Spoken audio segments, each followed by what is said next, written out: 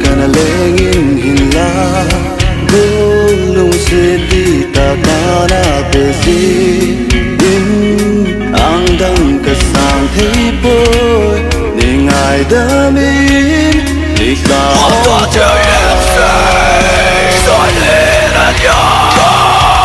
Why you have to take away from me? Don't you ever leave me all alone? I miss you so.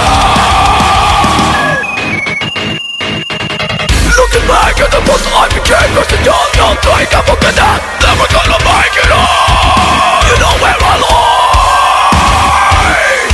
Back up myself, I became Christian young, don't think I'm confessing. Never will I make this right. You know where I am. I want you to know. Asap na minsan ko sing lên Lấy phù đông thô hiyo à hát nghe Hey hùng kem đi